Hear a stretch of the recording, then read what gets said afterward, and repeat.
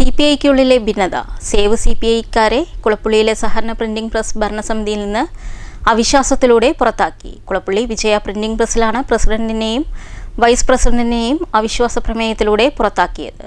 CPI വിട്ട save CPI അനുകൂലികളായ president Abdul Khaja, vice president Subrahmanyan Namboothiripad എന്നിവരെയാണ് അവിശ്വാസത്തിലൂടെ പുറത്താക്കിയത്. 11 അംഗ ഭരണസമിതിയിൽ 8 പേരും അവിശ്വാസ പ്രമേയത്തെ അനുകൂലിച്ചു. സംഘത്തിൻ്റെ പുരോഗതിക്ക് തടസ്സം നിൽക്കുകയാണ് സെക്രട്ടറിയും പ്രസിഡന്റുമെന്ന് അംഗങ്ങൾ ആരോപിച്ചു. കഴിഞ്ഞ മാസം 20ഓടെയാണ് അംഗങ്ങൾ രജിസ്ട്രാർക്ക് മുമ്പാകെ അവിശ്വാസ പ്രമേയത്തിനുള്ള നോട്ടീസ് നൽകിയത്.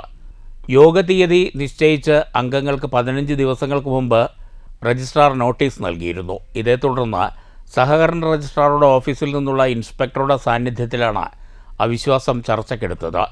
പ്രസിഡന്റിൻ്റെ അവിശ്വാസ പ്രമേയം രാവിലെയും വൈസ് പ്രസിഡന്റിനെതിരായ അവിശ്വാസ പ്രമേയം ഉച്ചയ്ക്കുമാണ് ചർച്ച ചെയ്തത്. ഭരണസമിതിയിൽ ആകെയുള്ള 11 അംഗങ്ങളും പങ്കെടുത്തെങ്കിലും 3 പേർ വോട്ട് രേഖപ്പെടുത്തിയില്ല. 8 പേരുടെ ഭൂരിപക്ഷത്തോടെ അവിശ്വാസം പാസ്സായി.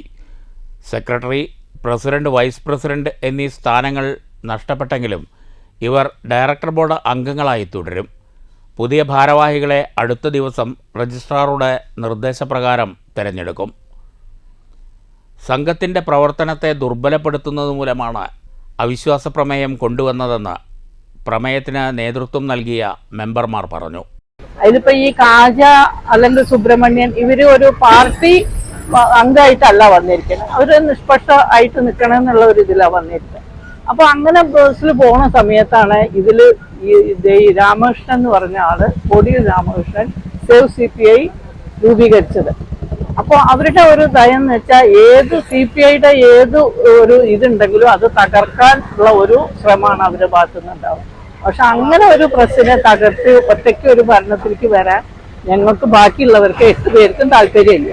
അതുകൊണ്ട് അതിനൊരു അവിശ്വാസം കൊണ്ടുവന്ന് അങ്ങനെ ഒന്ന് മാറ്റി. അതായത് ഈ 8 പേരുടെ അഭിപ്രായത്തിനേക്കാൾ മീതെ ഈ ഓരോ വ്യക്തിയുടെ അഭിപ്രായം നടക്കാൻ പറ്റില്ല എന്നുള്ള ഒരു ഭാരവാഹികൾ ആ ഭാരവാഹി എന്ന പേര് മാത്രമല്ല. ഇപ്പോൾ ഉദാഹരണത്തിന് പ്രസിഡന്റ് എന്നൊരാളെ തെരഞ്ഞെടുത്തു.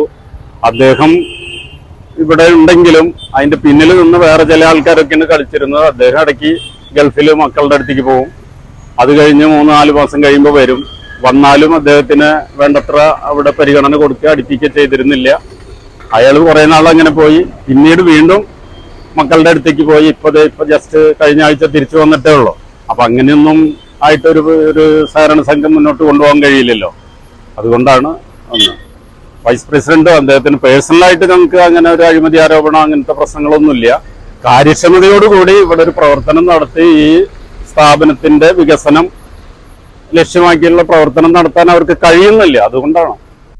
News centre, Shoranur.